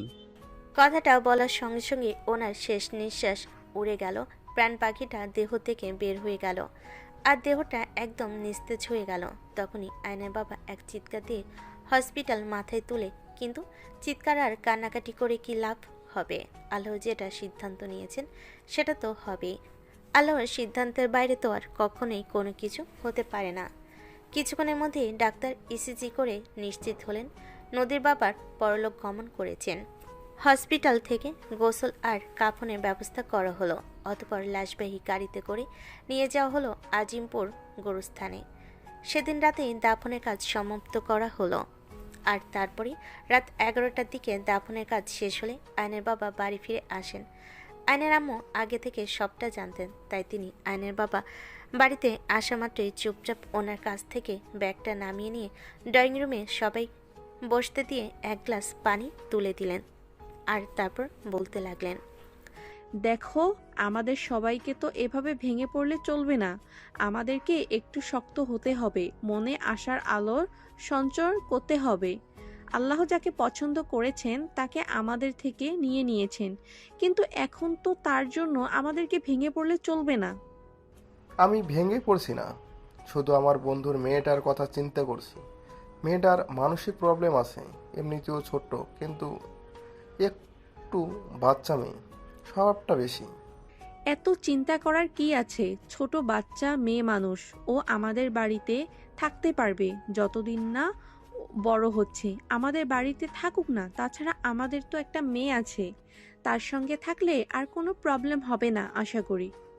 আয়নের আম্মুর কথাতে আয়নের আপু সম্মতি জানালো আর কিছুক্ষণ ড্রয়িং রুমে বিশ্রাম নিয়ে নিজের রুমে চলে গেল। ফ্রেশ হয়ে বিছানায় শুয়ে পড়ল। খাবার খেতে ইচ্ছে করলো না। তখনই হঠাৎ বন্ধুর মেয়ে মানে নদীর কথা মনে পড়ল। রাত অলরেডি 2টার মতো বাজে। এত রাতে তো আর কোথাও যাওয়া পসিবল নাই। তাই আয়নের বাবা ঠিক করলেন পরের দিন সকালবেলা নদীকে তিনি তাদের বাড়িতে নিয়ে আসবেন। সেই চিন্তা মাথায় নিয়ে ঘুমিয়ে পড়েন। আর পরের দিন সকালবেলা ঘুম থেকে উঠেই তিনি নদীদের বাড়িতে যাবার উদ্দেশ্যে তৈরি হয়ে নেন। আয়নের আম্মু দেখে বলতে থাকেন, কি ব্যাপার, তোমার অফিস টাইম তো এখনো দেরি আছে, তাহলে তুমি এই সকালবেলা ঘুম থেকে উঠে কোথায় যাচ্ছ? আয়নের বাবা তখন আয়নের আম্মুর কথার কোনো উত্তর না দিয়ে বাসা থেকে বের হয়ে গেল। উদ্দেশ্য নদীদের বাসা। তিনি বাসা থেকে বের হয়ে ড্রাইভারকে গাড়ি বের করতে বলেন আর তারপরে নদীদের বাসায় চলে আসেন। বাসায় এসে কলিং বেলে চাপ দিতে কাজের মেয়েটা দরজা খুলে দিল আর আয়নের বাবাকে দেখে বলতে লাগলো, আসসালামু আলাইকুম সাহেব, আপনি কি জন্য আইছেন? নদী মামুনি কোথায়? আমি তার সঙ্গে দেখা করতে এসেছি। ছোট আবার তো নিজের ঘরে আছে, মনে হয় এখনো ঘুমাইতাছে। কালকে রাতে গ্রামের থাইকে তার মামা আইছে। আচ্ছা ঠিক আছে, কোনো সমস্যা নেই, তুমি তোমার কাজ করো। আমি ড্রয়িং রুমে বসে অপেক্ষা করছি। নদী যতক্ষণ পর্যন্ত ঘুম থেকে না ওঠে, নদী ঘুম থেকে উঠলে তারপর আমি তার সঙ্গে কথা বলবো। এই কথা বলার পর কাজের মেয়েটা সেখান থেকে চলে গেল আর আয়নের বাবা সেখানে বসেই অপেক্ষা করতে লাগলো নদীর জন্য। কখন নদী ঘুম থেকে উঠবে আর কখন তিনি নদীর সঙ্গে কথা বলবেন। প্রায় সকাল 11টার মতো বেজে গেল নদী ঘুম থেকে উঠতে উঠতে। নদী ঘুম থেকে উঠে ফ্রেশ হয়ে নিচে আসে নাস্তা করার জন্য। আর তখনই আয়নের বাবা নদীকে ডেকে বলতে থাকেন, মামুনি, আমি তোমাকে আমাদের বাড়িতে নিয়ে যেতে এসেছি। তুমি কি আমার সঙ্গে আমাদের বাড়িতে যাবে? কথাটা বলতে দেরি হলো। ঠিক ওই মুহূর্তে পিছন থেকে কোনো একজন ভদ্রলোক এটা বলতে দেরি করলেন না। আমার বোন জামাই মারা গিয়েছে, 2 দিন হলো না, আর এখনই বুঝি সম্পত্তির ভাগ নেওয়ার জন্য উঠে পড়ে লেগেছেন? আচমকা কারোর এমন কথাই অনেকটাই রেগে গেল আয়নের বাবা। আর আর তিনি একটু ধমক দিয়ে বলতে লাগলেন, এই যে মিস্টার, ভদ্র ভাষায় কথা বলুন। আপনি জানেন আমি কে আর কি আমার পরিচয়? এই শহরের নামকরা 5 জন ব্যবসায়ীদের মধ্যে আমি একজন। আর সেখানে কিনা আপনি আমার সঙ্গে এভাবে কথা বলছেন? আর আপনি আমাকে এটা বলছেন যে আমি সম্পত্তির জন্য এখানে এসেছি? হ্যাঁ, আমার তো সেটাই মনে হচ্ছে। তা না হলে এতদিন তো আমি জানতাম আমার বোনের শ্বশুরবাড়ির পক্ষের কোনো আত্মীয় স্বজন ছিল না, আর চাইও না। আমার বোন জামাই মারা গেলে তখনই দেখতে পেলাম কোথা থেকে আত্মীয় স্বজন এসে ঝুটতে শুরু করেছে। এই কথা শুনে আয়নের বাবার মেজাজ আরও বেশি খারাপ হয়ে গেল। আর তিনি তখনই ওখানে ওই লোকটাকে বলতে লাগলেন, আপনি কবেকার কোন আত্মীয়? আপনাকেও তো কোনোদিন আমার বন্ধু বেঁচে থাকতে এই বাড়িতে আসতে দেখলাম না, কিংবা তার স্ত্রী বেঁচে থাকতেও তো যেই না শুনলেন নদীর বাবা মারা গেছে অমনি আত্মীয় দেখাতে চলে আসলেন। আমার বোন জামাই আমার ভাগ্নি। আমি কি করব না করব সেটা একান্তই আমার ব্যক্তিগত ব্যাপার। আমি নিশ্চয়ই আপনার কাছে কৈফিয়ত দেব না। আমি আপনার কাছে কৈফিয়ত চাইতে আসিনি। আমি নদীকে আমার সঙ্গে নিয়ে যেতে এসেছি, কারণ আমার বন্ধু মারা যাওয়ার আগে আমাকে তার মেয়ের দায়িত্ব দিয়ে গেছে, বলে গেছে আমি যেন তার মেয়েকে দেখে রাখি, তাই। এ বলে আয়নের বাবা নদীকে বলতে থাকেন ওকে নিজের সঙ্গে নিয়ে যাওয়ার জন্য। এই কথা শুনে আবারও নদীর মামা আয়নের বাবাকে বলতে থাকে, তা আমার ভাগ্নিকে কোন পরিচয়ে নিয়ে যাবেন আপনি আপনার বাড়িতে? যখন সমাজের লোক জিজ্ঞাসা করবে আমার ভাগ্নি আপনার বাড়িতে কি পরিচয় থাকছে, তখন আপনি কি জবাব দেবেন মশাই? আমি লোকের কাছে কি জবাব দেব সেটা নিশ্চয়ই আপনার জানার বিষয় নয়। তারপরেও যখন আপনি জিজ্ঞেস করছেন তখন আমি আপনাকে বলছি সে আমার বন্ধুর মেয়ে। এটুকু পরিচয় কি আমার বাড়িতে থাকা তার জন্য যথেষ্ট নয়? আইসে আমার সমাজসেবী ওনার বন্ধুর মেয়েকে উনি কোন স্বার্থ ছাড়া নিজের বাড়িতে থাকতে দিবেন, খেতে দিবেন আর ভরণ পোষণের দায়িত্ব নেবেন? শোনেন, সমাজে এখন আরও ওরকম ভালো মানুষ নেই, তাই ভালো মানুষের মুখোশ ধারণ করবেন না। নদীর মামার এরকম তেরা তেরা কথা শুনে আয়নের বাবার মেজাজ আরও বেশি খারাপ হয়ে যাচ্ছিল। আর তাই তিনি বলতে থাকেন, আচ্ছা, আপনি যে কি বলতে চাইছেন আর কি বোঝাতে চাইছেন সেটা একটু বলবেন কি? আপনি ছোট বাচ্চা নয় যে আপনাকে সব কিছু বুঝিয়ে বলতে হবে। আমার ভাগ্নি অতটাও ছোট নয় যে আপনি বন্ধুর মেয়ের পরিচয় দিয়ে নিজের বাড়িতে রাখতে পারবেন। ওর বয়স বর্তমানে 16 বছর রানিং। এরকম একটা মেয়েকে অন্যর বাড়িতে জায়গা দিতে হলে নিশ্চয়ই একটা পার্সোনাল পরিচয় এর প্রয়োজন আছে। আয়নের বাবা এই কথা শুনে বেশ কিছুক্ষণ চুপ করে থাকেন। আর তারপরেই তিনি বলতে থাকেন তিনি নদীকে নিজের বাড়ির পুত্রবধূ হিসাবে নিয়ে যাবেন। আর এই কথা শুনে নদীর মামা একগাল হেসে দিয়ে বলতে থাকেন, ফাজলামো আর ইয়ার্কি করার জায়গা পেলেন না। এসব ফাজলামো এখানে করবেন না। আপনি আমার ভাগ্নিকে নিজের বাড়ির পুত্রবধূর পরিচয় নিয়ে যাবেন। শুনুন, এসব ফালতু কথা বলে কাজ হবে না। আপনি এখন এখান থেকে চলে যান। আমার ভাগ্নির দেখাশোনা আমি করতে পারবো। কিন্তু আয়নের বাবা সেসব কথা শুনলেন না, কারণ তিনি খুব ভালো করে জানেন এই লোকটা সম্পদের লোভী। কারণ এতদিন যে মানুষগুলো কোনো আত্মীয় স্বজন ছিল না, আজ হুট করে কোথা থেকে আত্মীয় স্বজন এসে জুটেছে। হ্যাঁ, নদীর মা বাবা দুজনই রিলেশন করে বিয়ে করেছিল, তাদেরকে কখনোই কোনো ফ্যামিলি মেনে নেয়নি। বিয়ের এত বছর পরও যেখানে নদী এতটা বড় হয়েছে, তার 16 বছর বয়স চলছে, তাহলে এখন কেন কোথা থেকে আত্মীয় স্বজন আসতে যাবে? নিশ্চয়ই কোনো উদ্দেশ্য নিয়েই এসেছে। তাই আয়নের বাবা নদীর মামাকে বলেন তিনি নদীকে নিজের ছেলের সঙ্গে বিয়ে দিয়ে তবেই এখান থেকে নিয়ে যাবেন। তাহলে তো আর কারোর কোনো সমস্যা থাকবে না। এই কথা শুনে ব্যাপাচাকা খেয়ে যান নদীর মামা। আর তিনি বলতে থাকেন, আচ্ছা ঠিক আছে, আপনি যদি আমার ভাগ্নিকে এই বাড়ি থেকে আপনার ছেলের সঙ্গে বিয়ে দিয়ে নিয়ে যেতে পারেন, তবেই আমি আমার ভাগ্নিকে আপনার সঙ্গে যেতে দিব, নয়তো নয়। এই কথা শুনে আয়নের বাবা সঙ্গে সঙ্গে রাজি হয়ে যান। আর তিনি বলেন আজকেই এবং একটু পরেই আয়নের সঙ্গে নদীকে বিয়ে দিয়ে তারপরে নিয়ে যাবেন। এই কথা বলে সঙ্গে সঙ্গে তিনি নদীদের বাড়ি থেকে বের হয়ে যান আর নিজেদের বাড়িতে চলে আসেন। তারপরে নিজের ফ্যামিলিকে সমস্ত ব্যাপার খুলে বলেন। আয়নের আম্মু প্রথমে এই বিয়েতে রাজি হচ্ছিল না, কিন্তু আয়নের বাবার জোরাজোরিতে অবশেষে তিনি বাধ্য হন। আর সেই সাথে আয়নকেও এই বিয়ে করতে বাধ্য করা হয়। আয়ন ছিল তার বাবার খুবই বাধ্যগত ছেলে। তার বাবা তাকে যা বলতো সে তাই মেনে নিত। যখন তার বাবা তাকে এই বিয়ের ব্যাপারে বলল, তখনই সে এই ব্যাপারে কোনো কথা বলতে পারল না। বাবার কথাই শেষ কথা এবং সে বিয়ে করতে সম্মতি জানালো। আর তারপরেই যা হলো তা তো আপনারা নিজের চোখেই দেখতে পেলেন। তো ভিউয়ার্স, চলুন এখন বর্তমান সময়ে ফিরে আসি আর বর্তমানের গল্পটা আপনাদের সঙ্গে শেয়ার করি। পরের দিন সকালবেলা ঘুম থেকে উঠে ফ্রেশ হয়ে নাস্তা করে তারপর অফিসে যাওয়ার উদ্দেশ্যে রওনা হয়। অফিসে এসে পৌঁছাতে মোটামুটি 20 মিনিটের মতো সময় লাগে। আর এদিকে অফিস টাইম হয়ে যাওয়াতে সেই সঙ্গে সঙ্গে অফিসের কাজে লেগে গেল। দুপুর 2টা, লাঞ্চ টাইম পার হয়ে গেছে। লাঞ্চ শেষ করে আয়ন নিজের কেবিনে বসেছে। ওই মুহূর্তে আয়নের নাম্বারে একটি আননোন নাম্বার থেকে ফোন আসে। আয়নের মোবাইলে সচরাচর অনেক নাম্বার থেকে ফোন আসে, কারণ সে তার অফিস ম্যানেজমেন্ট ডিপার্টমেন্টে রয়েছে।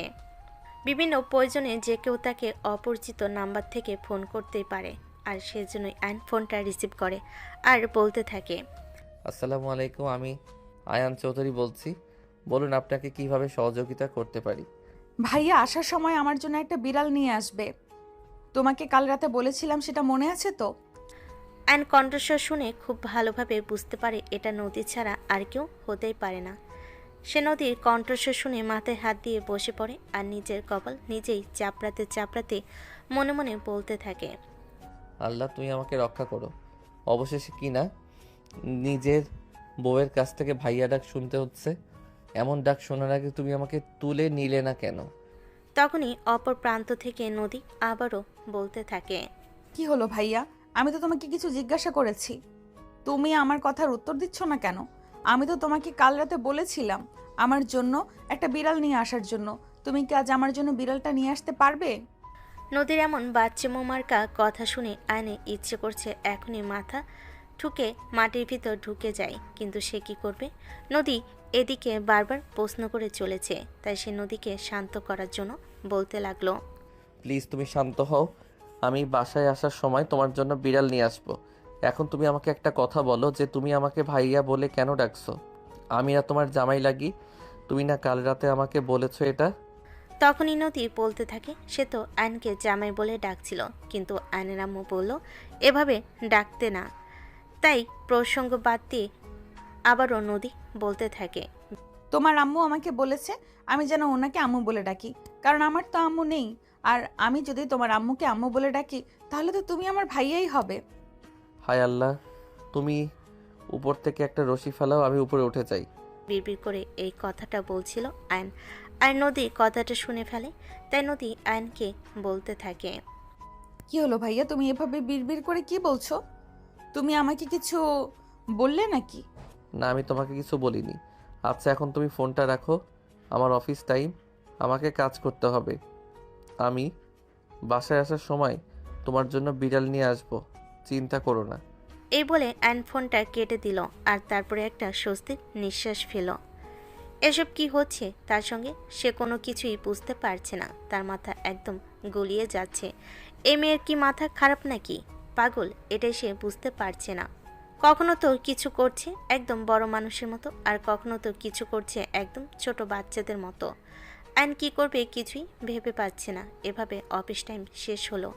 বিকেল 5টায় আয়ন বাসা থেকে বের হলেও উদ্দেশ্য বিড়াল কোথায় কিনতে পাওয়া যায় সেটা খুঁজে বের করা। অনেক খোঁজাখুঁজি করার পর একটা দোকানে বিড়াল কিনতে পেল আর সেখান থেকে একটা বিড়াল কিনে বাসার দিকে রওনা দিল। আর তখনই আবারও নদী ফোন করে আবারও আয়নকে বলতে লাগলো, ও ভাইয়া, তুমি কি আমার জন্য বিড়াল নিয়ে আসবে? হ্যাঁ, আমি বিড়াল কিনেছি আর এই তো বাসার দিকে আসছি। তুমি একটু অপেক্ষা করো, আমি কিছুক্ষণের মধ্যেই বাসায় পৌঁছে যাব। ভাইয়া, আমার আজ অনেক চকলেট খেতে খুব ইচ্ছে করছে। তুমি আমার জন্য কিছু চকলেট নিয়ে এসো। আমার চকলেট অনেক পছন্দের একটি খাবার। আচ্ছা ঠিক আছে, আমি তোমার জন্য সব কিছু নিয়ে আসবো, কিন্তু এখন দয়া করে ফোনটা রাখো। এ বলে আয়ন আবার ফোনটা কেটে দিল আর তারপর বাধ্য হয়ে একটা সুপার শপে ঢুকে নদীর জন্য বেশ কিছু চকলেট কিনে নিল, আর সেই সঙ্গে নিজের ছোট বোনের জন্য, কারণ সে খুব ভালো করেই জানে এখন বাড়িতে যাওয়ার পর যদি সে চকলেটগুলো নিয়ে সোজা তার রুমে চলে যায় তাহলে তার ছোট বোন খুবই রেগে যাবে। কারণ বিয়ের আগে প্রতিদিনই আয়ন বাসায় যাওয়ার সময় তার বোনের জন্য চকলেট নিয়ে যেত। বাসায় এসে আয়ন ড্রয়িং রুমে বসলো আর তখনই নদী দৌড়ে এসে আয়নকে জড়িয়ে ধরল আর বলতে লাগলো, ভাইয়া, ওই ভাইয়া, আমার বিড়াল আর চকলেট কোথায়? আয়নের আম্মু তখন কি যেন কাজ করছিল। নদীর এমন কর্মকাণ্ড দেখে তিনিও বেশ অবাক হন আর নদীকে বলতে থাকেন, আরে নদী, এইসব তুমি কি বলছো? তোমার কি সত্যি সত্যি মাথা খারাপ হয়ে গেছে নাকি? আয়ান তোমার জামাই লাগে, তুমি তাকে ভাইয়া কেন বলছো? বারে আম্মু, তুমি তো বড্ড ভালো মনের। তুমিই তো আমাকে বললে আমি যেন তোমাকে আম্মু ডাকি, আর তোমাকে যদি আম্মু ডাকি তোমার ছেলে তো আমার ভাইয়াই হবে, তাই নয় কি? আয়নের আম্মু সেখানে আর এক মুহূর্ত না দাঁড়িয়ে চলে গেলেন। তিনি খুব ভালোভাবেই বুঝতে পারলেন এই মেয়ের মাথায় সমস্যা আছে, তাই তার সঙ্গে কথা না বলাই ভালো। তখন আয়ন পিছন থেকে তার আম্মুকে বলতে লাগলো, কি হলো আম্মু, এখন তুমি এখান থেকে চলে যাচ্ছ কেন? এখন তোমার পুত্রবধূর কথার জবাব দিয়ে যাচ্ছ না? এবার বোঝো আমার কপাল কতটা পুড়ে গেছে, আমার সঙ্গে আর কি হতে চলেছে। কিন্তু আয়নের আম্মু ততক্ষণে আয়নের কোনো কথা না শুনে আয়নের চক্ষু সীমার বাইরে চলে গেছেন। একটা দীর্ঘশ্বাস ফেলে নদীর দিকে তাকিয়ে বলতে লাগলো, ওই যে ঝুড়িতে তোমার বিড়াল রাখা আছে আর ওই যে টেবিলের উপর তোমার জন্য চকলেট, ওখানে কিন্তু আমার বোনের জন্যও আছে। এসব কিন্তু তুমি একা খাবে না। বলতে নদী আয়নকে ছেড়ে দিয়ে টেবিলের দিকে তাকায় আর অনেকগুলো চকলেট একসঙ্গে দেখে তখনই আয়নের গালে একটা চুমু দিয়ে বলতে থাকে, ইউ আর সো গ্রেট ভাইয়া, মেনি মেনি থ্যাংক ইউ। তুমি সত্যিই অনেক ভালো। তোমার কাছে আমি চাইলাম আর তুমি আমার জন্য নিয়ে আসলে। তবে ভাইয়া, বিড়ালটা কিন্তু হেব্বি কিউট আছে। আমি এগুলো নিয়ে রুমে চলে গেলাম। এই বলে নদী কিছু চকলেট আয়নের বোনের জন্য রেখে বাকিগুলো নিয়ে নিজের রুমে চলে গেল আর বিছানার উপর বসে খেতে লাগলো। এদিকে আয়ন তখন বেশ কিছুক্ষণ ড্রয়িং রুমে বসে বিশ্রাম নেয় আর তারপর রুমে চলে আসে। রুমে এসে দেখতে পাই নদী একদম ছাগলের মতো চকলেটগুলো চিবিয়ে চিবিয়ে খাচ্ছে। আয়ন বেশ কিছুটা অবাক হয়, নদীকে বলতে থাকে, এই তুমি মানুষ নাকি অন্য কিছু? কেউ এভাবে চকলেট খায় নাকি? তাহলে কিভাবে খায় সেটা তুমি আমাকে দেখিয়ে দিতে পারতে ভাইয়া। আমি তো এইভাবেই চকলেট খাই, আর আমার আব্বু অনেকগুলো করে চকলেট নিয়ে আসতো আর আমি এইভাবেই বসে বসে খেতাম। নদীর এমন কথাবার্তায় আয়ন একদম দূরত্বের চূড়ান্ত সীমানায় পৌঁছে যাচ্ছে। সে কি করবে কিছুই বুঝতে পারছে না, তার মাথা কোনো কাজ করছে না। মনে হচ্ছে এক্ষুনি নিজের মাথাটাকে বাড়ি দিয়ে ফাটিয়ে ফেলে। কিন্তু যত চাই হয়ে যাক না কেন, আত্মহত্যা মহাপাপ, আর এই কথাটার জন্যই হয়তো এখনও পৃথিবীতে বেঁচে আছে হাজারো জীবন্ত লাশ। আর আয়ান না হয় তাদের মধ্য থেকেই একজন। আয়ন এখন নিজেকে সামলে নিয়ে নদীকে বলতে লাগে, আমি এতগুলো চকলেট নিয়ে এসেছি আর তুমি অর্ধেক চকলেট খেয়ে ফেলেছো। এত চকলেট কেউ একদিনে খায় নাকি? তোমার তো ডায়াবেটিস হবে। ও এই কথা, তুমি আমাকে এই জন্য কথাগুলো বলেছো? চিন্তা করো না, আমার ডায়াবেটিক্স হবে না। আমি সবসময় এইভাবেই চকলেট খেয়ে অভ্যস্ত। আমার চকলেট খেতে না পারলে ভালো লাগে না। তুমি আরেকটু অপেক্ষা করো, কয়েকটা চকলেট রয়ে গেছে, আমি এগুলো খেয়ে শেষ করে তারপর তোমার সঙ্গে কথা বলি। না, তোমাকে আমার সঙ্গে কোনো কথা বলতে হবে না। তুই চকলেট খাচ্ছ, চকলেট খাও। আর এইভাবে চকলেট খেলে দুদিন পর যে আমাকে রাস্তায় বসতে হবে, আমি সেই চিন্তাটাই করতে থাকি। কথাটা বলে আয়ন সেখান থেকে চলে গেল। আর এদিকে তখন নদী নিজের মতো করে আবারও চকলেট খেতে লাগলো। কোথায় কি হয়ে যাচ্ছে না যাচ্ছে সেদিকে তার কোনো খেয়াল নেই। এভাবে চলছিল তাদের দিনগুলো। আয়ন বারবার নিজের ভিতরের পুরুষত্ব জেগে উঠল, তাকে থামিয়ে রেখেছে। কারণ এই মেয়ের যে অবস্থা, তার সঙ্গে ফিজিক্যাল কমিটমেন্টে গেলে হয়তো বিপদ হতে পারে। যা হওয়া তা তো হয়েই গেছে, এখন তো আর কোনো কিছু করা সম্ভব নয়। কারণ আয়নের বাবা প্রচণ্ড পরিমাণ রাগী মানুষ। উনি যদি কোনোভাবে জানতে পারেন আয়ন কোনোভাবে নদীর সঙ্গে চিট করার চেষ্টা করেছে, তাহলে ওই দিনটাই হবে আয়নের জন্য জীবনের শেষ দিন। আর সেই জন্যই আয়ন নিজেকে বাঁচাতে মুখটা বন্ধ রাখাই শ্রেয় মনে করল। কিছুদিন পরে নদীর এসএসসি পরীক্ষা ছিল।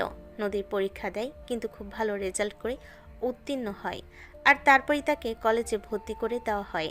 দেখতে দেখতে কেটে গেল 5 বছর। নদী এই বছর অনার্স ফাইনাল ইয়ারে এক্সাম দিয়েছে। আর আগামীকাল নদীর অনার্স ফাইনাল ইয়ারের রেজাল্ট। অধীর আগ্রহে অপেক্ষা করছে সেই সময়টার জন্য, কখন সে এই খুশি খবরটা শুনবে। কারণ এই 5টা বছর তাকে কঠোর পরিশ্রম করতে হয়েছে। তাছাড়া নদী এখন আর আগের মতো নেই, যথেষ্ট বুদ্ধিমতী হয়েছে। এখন আর আগের মতো বাচ্চামি করে না, সব কিছু বুঝতে শিখেছে, সব রকম পরিবেশে নিজেকে মানিয়ে নিতে শিখেছে। এখন আর সে আয়নের কাছে যখন তখন যা ইচ্ছে তাই বায়না করে না। তার প্রয়োজনের জিনিসগুলো শুধু চেয়ে নেয়। তবে একটা জিনিস আয়নের খুবই ভালো লাগে, নদীকে প্রতিদিনই ভার্সিটিতে ছাড়তে যায়। আর ভার্সিটি শেষ হওয়ার পর ড্রাইভার তাকে নিয়ে আসে। এখনও পর্যন্ত নদীর কোনো ছেলে বন্ধু আছে বলে আয়নের চোখে পড়েনি। এই বিষয়টা আয়নকে খুবই স্যাটিসফাইড করে, কারণ আর 5টা মেয়ের মতো নদী এই বয়সে এসে নিজের কোনো রঙ্গনীলা পূরণের জন্য ছেলে বন্ধুর সঙ্গে মেলামেশা করছে না। হ্যাঁ, তবে এটাও সত্যি যে আয়নের সঙ্গে নদীর এখনও স্বামী স্ত্রীর মতো সম্পর্কটা তৈরি হয়ে ওঠেনি। তবে আগের মতো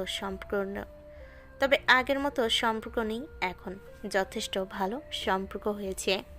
নদী আয়ন দুজনের এখন দুজনেই খুব ভালো বন্ধু হয়েছে। দুজন সবসময় সব কিছু দুজনের সাথে শেয়ার করে, ভালো মন্দ সব কিছু। নদী সারাদিন কি করে না করে সব কিছুই আয়নের সাথে শেয়ার করে, আর সেই সাথে আয়নও এইভাবে চলছে তাদের দিনগুলো। কাল নদীর রেজাল্ট, সেটা শোনার জন্য নদী যতটা অধীর আগ্রহে অপেক্ষা করছে, তার চাইতে বেশি অধীর আগ্রহ করছে আয়নের পরিবারের প্রত্যেকটা মানুষ। এদিকে আয়ন তো মিষ্টির দোকানে বলে রেখেছে নদী যদি ঠিকঠাকভাবে অনার্স কমপ্লিট করতে পারে তাহলে সারা এলাকায় মিষ্টি বিতরণ করবে, সমস্ত আত্মীয় স্বজনকে দাওয়াত করে বাসে এনে খাওয়াবে। নদী বারবার আলোর কাছে একটা কথাই বলছে যেন তার মান ইজ্জত রক্ষা হয় আর সে একটু ভালো রেজাল্ট করে। পরের দিন সকাল 11টায় রেজাল্ট পাবলিশড হয় আর নদী ফার্স্ট ক্লাস পেয়ে পাশ করে। নদীর খুশিটা জাস্ট দেখার মতো ছিল। ভার্সিটি থেকে সোজা আয়নের অফিসে। আয়ন তখন অফিসের গুরুত্বপূর্ণ একটা মিটিং অ্যাটেন্ড করছিল, যদিও মিটিংয়ে তার মনোযোগ ছিল না, মন পড়েছিল নদীর রেজাল্টের উপর। নদী আয়নের অফিসের ভিতর প্রবেশ করে দৌড়ে গিয়ে সবার সামনে আয়নকে জড়িয়ে ধরে আর বলতে থাকে, আই এম সো হ্যাপি। আমার আজ অনেক খুশির দিন। আমি ফার্স্ট ক্লাসে পাশ করেছি। তোমাকে অনেক ধন্যবাদ। বলেই সবার সামনে আয়নের গালে একটা চুমু বসিয়ে দেয় নদী। আয়ন সহ সবাই একদম অবাক হয়ে যায়। কেউ ভাবতে পারেনি এমন কিছু এখানে হতে পারে, কারণ খুবই গুরুত্বপূর্ণ একটা মিটিং চলছিল। এদিকে তখনই আয়ন সবাইকে আরো অবাক করে দিয়ে বলতে থাকে, এভাবে তাকিয়ে থাকার কি আছে বুঝলাম না। আমার বউ আমাকে চুমু খেতেই পারে, আপনাদের বউকে আপনাদেরকে চুমু খায় না? কথাটা শোনা মাত্রই সবাই পড়ে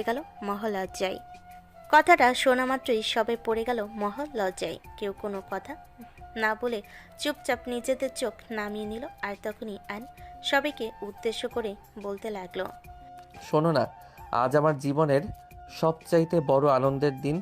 আমার বউ অনার্স কমপ্লিট করেছে, ফার্স্ট ক্লাস ফার্স্ট হয়েছে। আজ আমার আনন্দের কোনো সীমা নেই। আমি আজকের মতো মিটিং এখানে ক্যান্সেল করছি, কারণ আজকের দিনটা সারাটা আমার বউয়ের জন্য বরাদ্দ। নদী চলো এখন। এ বলে আয়ন আর কোনো উত্তরে অপেক্ষা না করে নিজে কেবিন থেকে নদীকে নিয়ে বের হয়ে আসলো। তারপর সেখান থেকে সোজা মিষ্টির দোকানে অনেকগুলো মিষ্টি একসঙ্গে কিনলো, আর তারপর দোকানদারকে গাড়ির ডিগিতে ভরে দেওয়ার জন্য বলল। এতগুলো মিষ্টি দেখে নদী ভীষণ অবাক হয় আর আয়নকে বলতে থাকে, কি ব্যাপার, কি হলো তোমার? আমি তো কিছুই বুঝতে পারছি না। তুমি এতগুলো মিষ্টি কেন কিনেছো? আপনি কি পাগল হয়ে গেছেন নাকি? আমি তো এটাই বুঝতে পারছি না। তোমাকে এত কিছু বুঝতে হবে না। তোমাকে এত কিছু বোঝার জন্য কে বলেছে? আমি তোমাকে বলে বোঝাতে পারবো না আজ আমার কতটা খুশি লাগছে। আর আমার খুশির কাছে এইটুকু তো কিছুই না। আমি বুঝতে পারছি তুমি সত্যিই পাগল হয়ে গেছো, তা না হলে এমন কেউ করে? মনে হচ্ছে তুমি এমন ভাব দেখাচ্ছ পৃথিবীতে এই প্রথম আমি তোমার বউ হয়ে অনার্স কমপ্লিট করেছি আর ফার্স্ট ক্লাস হয়েছি। আমি কোনো কিছুই জানি না আর জানতেও চাই না। তবে আমার বউ আমার কাছে একটু বেশি স্পেশাল, কারণ আমার বউটাকে আমি নিজের হাতে মানুষ করেছি। তো তাই আমার বউটার জন্য আমার ভালোবাসায় একটু বেশি। বাই দ্য ওয়ে, চলো এখন সারা এলাকায় মিষ্টি বিতরণ করব। এই বলে নদীকে নিয়ে আয়ন বের হয়ে পড়ে, সারা এলাকায় মিষ্টি বিতরণ করে। আর বিকালবেলা বাসার জন্য অনেকগুলো মিষ্টি কিনে নিয়ে বাসায় চলে আসে। এদিকে আয়নের বাবাও অনেক মিষ্টি কিনে এনেছিল বাসায়, কারণ বললাম তো আপনাদের, নদীর এই ভালো রেজাল্টে আয়নের পুরো পরিবার অনেক খুশি হয়েছে। নদী নিজের হাতে পরিবারের সবাইকে মিষ্টি খাইয়ে দিল। আর তখনই আয়নের বাবা নদীকে হাত ধরে টেনে নিয়ে নিজের পাশে বসালেন, আর তারপর নদীর মাথায় হাত রেখে বলতে লাগলেন, মামুনি, তুমি এখন যথেষ্ট বড় হয়েছো, আর আশা করি তোমার এখন যথেষ্ট জ্ঞান বুদ্ধিও হয়েছে। যতটা তোমাকে এই বাড়িতে যখন নিয়ে এসেছিলাম তখন ছিলে না। হ্যাঁ বাবা, আমি তো এখন যথেষ্ট বড় হয়েছি, আর এইসব কিছুর পেছনের অবদান শুধু আপনাদের। আপনারা না থাকলে আমি কখনোই এই পর্যন্ত পৌঁছাতে পারতাম না। এভাবে বলে না মা, তুমি আমার মেয়ের মতোই, আর তোমাকে আমি সেই মেয়ের মতোই মানুষ করার চেষ্টা করেছি। জানি না আমি কতটুকু পেরেছি। আপনি পেরেছেন বাবা, আপনি সফল। আপনার সফলতায় আর কোনো বাধা নেই। সত্যিই আজ আমি অনেক খুশি, যে খুশির কোনো তুলনা হয় না। আর এই খুশির দিনে তোমাকে একটা রিকোয়েস্ট করতে চাই, তুমি আমার কথা রাখবে? বাবা আপনি এভাবে কেন বলছেন? আমি আপনাদের সমস্ত কথা রাখতে প্রস্তুত, কারণ আপনারা আমাকে যেটা দিয়েছেন তার কাছে আপনাদের কোনো কথা রক্ষা করার খুবই নগণ্য। আপনি আমাকে যা বলবেন আমি তাই মেনে নিতে প্রস্তুত। দেখো, তোমাকে যেদিন আমি এই বাড়িতে নিয়ে এসেছিলাম সেদিন আমি তোমাকে আমার বাড়ির পুত্রবধূ পরিচয়ে নিয়ে এসেছিলাম, কিন্তু যদিও অ্যাক্সিডেন্টলি আমার ছেলের সঙ্গে তোমার সম্পর্কটা সেভাবে হয়ে ওঠেনি, কারণ তুমি অনেকটা ছোট্ট ছেলে। তখন স্বামী স্ত্রী সম্পর্ক কী জিনিস সেটা বোঝার মতো বয়স তোমার হয়ে ওঠেনি, অনেকটাই বাচ্চা স্বভাবের ছেলে তুমি। আয়নের বাবার এমন কথাই আয়ন আর নদী দুজনেই কিছুটা লজ্জায় পড়ে যায়। নদী মাথা নিচু করে বসে আছে। তখনই আবারও আয়নের বাবা বলতে থাকে, আমি জানি এখনও তোমাদের মাঝে সেরকম কোনো সম্পর্ক নেই, তোমরা শুধু ভালো বন্ধু হয়েই আছো, তাই তোমাকে কথাটা বলতে চাইছি। আমি আবারও তোমাদের দুজনের ধুমধাম করে বিয়ে দিতে চাই, এই বাড়িতে একটা উৎসব করতে চাই। আমাকে অনুমতি দেওয়া যায় সেটা করার জন্য? এমন কথা শুনে নদী তো লজ্জায় একদম লাল হয়ে আছে। আর তখনই আয়ন পাশ থেকে বলতে থাকে, হ্যাঁ, আমিও তোমাকে এমন কিছু একটা বলবো ভাবছিলাম, কিন্তু সময় আর পরিস্থিতির কারণে বলা হয়ে ওঠেনি। যাই হোক, এখন তুমি যদি চাও তাহলে সব হবে, আর তুমি না চাইলে কিছুই হবে না। দেখো তোমরা আমার জন্য যেটা করেছো সেটা আমার খুব কাছের কেউ করতো না। হ্যাঁ, যা কিছু হয়েছে সব দোষ আমার, কারণ আমি তোমাকে কখনো সেরকম চোখে দেখিনি, সেই সব কিছু নিয়ে চিন্তাও করিনি। কিন্তু তারপরেও তুমি আমাকে নিঃস্বার্থভাবে ভালোবেসে গেছো আর সমস্ত দায়িত্ব পালন করেছো। তোমাকে ধন্যবাদ দিয়ে আমি ছোট করতে চাই না, কিন্তু তার বিনিময়ে তুমি আমার কাছে যা চাও তাই পাবে। তখনই পাশ থেকে আয়নের আম্মু বলতে থাকে, আমাদের চাওয়া পাওয়ার অঙ্কটা খুব বেশি কিছু নয়। আমি চাই শুধু আমাদের ছেলেটাকে নিয়ে তুমি ভালো থাকো। ছেলেটা তোমায় বড্ড ভালোবাসে, তাকে সারা জীবন ভালোবাসায় ভালো রেখো। এই বলে তারা আলোচনা করতে থাকেন। আর নদীর সঙ্গে আলোচনা করে তারা অনুষ্ঠান করার জন্য একটা দিন ধার্য করেন। আয়নের বাবা শহরের সমস্ত সম্মানী ব্যক্তিবর্গকে এই অনুষ্ঠানে ইনভাইট করেন। তবে নদীর মনটা আজ ভীষণ খারাপ। কাল নদী এখন বুঝতে শিখেছে, তার কেন জানি না বারবার মা বাবার কথা মনে পড়ছে। এই সময়টাতে তার কাছে তার মা বাবাকে ভীষণ প্রয়োজন ছিল, কিন্তু ওই দুটো মানুষের একজনও এখন নদীর জীবনে নেই। আয়ন বিষয়টা বুঝতে পারে। যদি মন খারাপ করে একপাশে বসে আছে আয়ন নদীর পাশে বসে বসে নদীর কাঁধে হাত রেখে বলতে থাকে, কি হলো? আমার বউটার মন খারাপ কেন? আজ এই খুশির দিনে কেউ মন খারাপ করে রাখে? তোমাকে আমার মন খারাপে একটু ভালো লাগছে না। কই না তো, আমার মন খারাপ নয়, আমি একদম ঠিক আছি। আসলে আব্বু আম্মুর কথা একটু মনে পড়ছে। আজ দুজন মানুষকেই আমার পাশে থাকার কথা ছিল, কিন্তু কাউকেই পেলাম না। কপালটা কতটা খারাপ আমার। এভাবে বলে না প্লিজ, পরিস্থিতি মেনে নিতে শিখো। আল্লাহ যা করেন আমাদের মঙ্গলের জন্যই করেন, আর আল্লাহ আমাদের কপালে যেটা রেখেছেন সেটা হবেই। আজ না হোক কাল, আল্লাহর সিদ্ধান্তের উপর কখনো নারাজ হতে নেই। আল্লাহ যা করেন আমাদের ভালোই হয়। এত চিন্তা কেন করছো? আমি এবং আমার পুরো পরিবার আছি তো তোমার পাশে। তোমরা আছো বলেই তো আমার এখনো স্বস্তির নিঃশ্বাস নিতে পারি। তোমরা আছো বলে এখনো বেঁচে থাকার স্বপ্ন দেখি। তা না হলে হয়তো কবেই আমার এই বেঁচে থাকার যুদ্ধটা থেমে যেত। আমি বেঁচে থাকার মতো সাহসটাই পেতাম না। তাহলে এখন থেকে আমাদের জন্যই না হয় হাসি খুশি থাকবে, কারণ তোমাকে এরকম কষ্ট মলিন মুখে দেখতে আমার একদম ভালো লাগে না। আজ এই খুশির দিনে আমাকে প্রমিস করো আর কখনো মন খারাপ করে থাকবে না। প্রমিস, আর কখনো মন খারাপ করে থাকবো না, কারণ তোমার মতো একজন মানুষ যার জীবনে আছে সে কখনো মন খারাপ করে থাকতেই পারে না। এই বলে নদী আয়নকে জড়িয়ে ধরে তার বুকে মুখ লুকালো। এভাবেই তাদের সেদিনের অনুষ্ঠান শেষ হলো। আজ আবারও সেই প্রথম দিনের মতো নদী আর আয়নের জন্য বাসর সাজানো হয়েছে। নদী বসে যে বাসর ঘরে বসে অপেক্ষা করছে আয়নের জন্য। রাত 10টা। আয়ন বাসর ঘরে প্রবেশ করে নদী রিচুয়ালস অনুযায়ী প্রথম দিনের মতোই আয়নকে পা ছুঁয়ে সালাম করতে গেল।